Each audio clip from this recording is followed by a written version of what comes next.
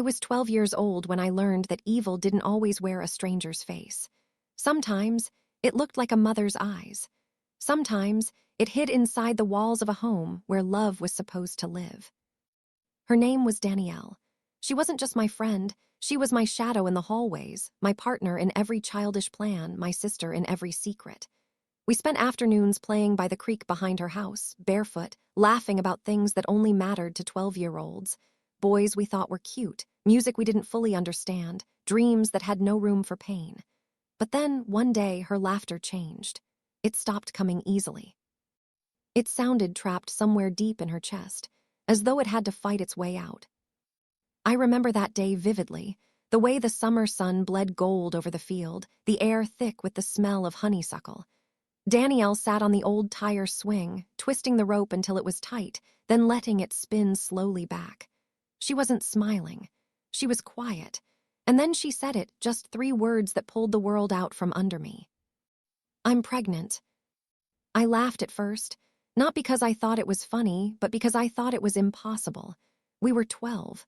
We barely understood what it meant to be pregnant, let alone experience it. But she didn't laugh.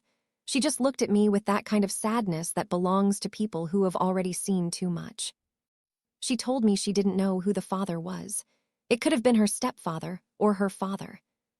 The words didn't make sense. They couldn't. I sat there frozen, my mind spinning through every lesson I'd ever heard about family, about trust, about love. None of it fit this. I asked her what she meant, and she told me everything in the kind of calm voice that doesn't belong to a child. She said her father sometimes came into her room late at night when her mother was sleeping. When her mother remarried, her stepfather started doing the same thing. I wanted to scream, but the sound stayed trapped in my throat. I wanted to tell someone, but she grabbed my hand so tightly that I felt her nails dig into my skin. "You can't," she said. "She'll call me a liar." And she was right. When the truth finally came out, it didn't come with justice. It came with fire. Her mother didn't comfort her or protect her. She didn't hold her daughter and promise her safety.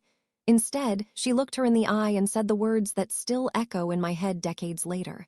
"You were asking for it." Her mother called her a whore, a 12-year-old girl, her own child.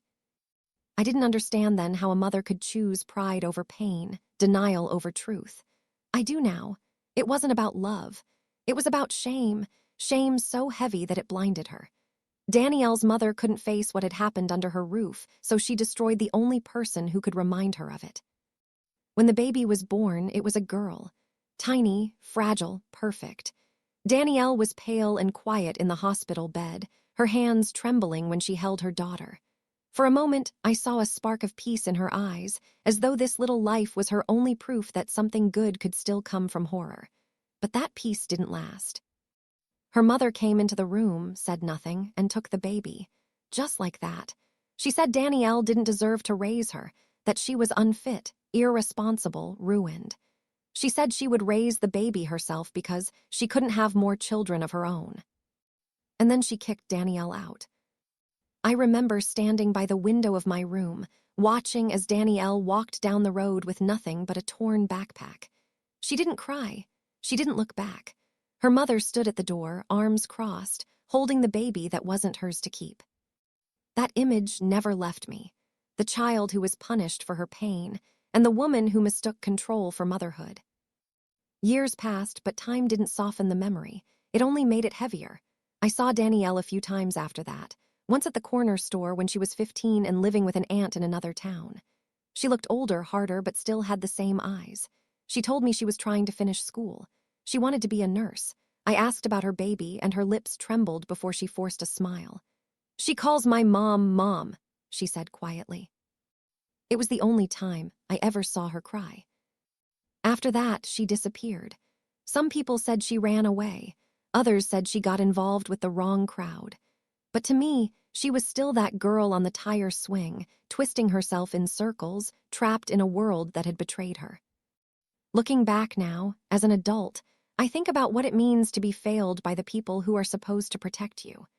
I think about the silence that surrounds abuse, not just the silence of the victims, but the silence of those who look away because the truth is too ugly to acknowledge. I didn't understand how to help her back then, I was a child, too. But as I grew older, I realized that sometimes the smallest act of listening can be the only light someone has. I wish I had told someone. I wish I had broken the silence. I wish her mother had loved her enough to believe her. The story doesn't end with justice. There was no courtroom victory, no redemption arc, no reunion between mother and daughter. The last I heard, her baby, was a teenager herself, living in the same small town. She probably never knew the truth about who her mother really was. And maybe that's the cruelest part of all, that generations can inherit pain they never asked for, all because someone refused to confront the truth. When I think of Danielle now, I think of the strength it takes to survive what she survived.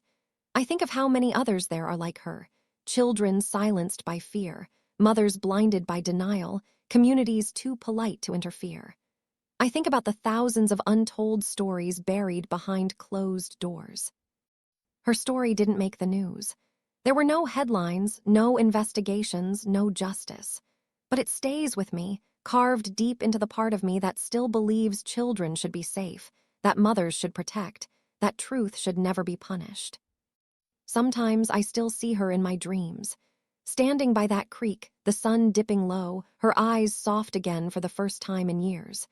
She's holding her baby, not as a ghost, not as a memory, but as if she finally got to keep what was hers. I like to think that somewhere, somehow, she found peace. But even now, when I drive past that old house, I can still hear the echo of her mother's voice, sharp and cold. You were asking for it.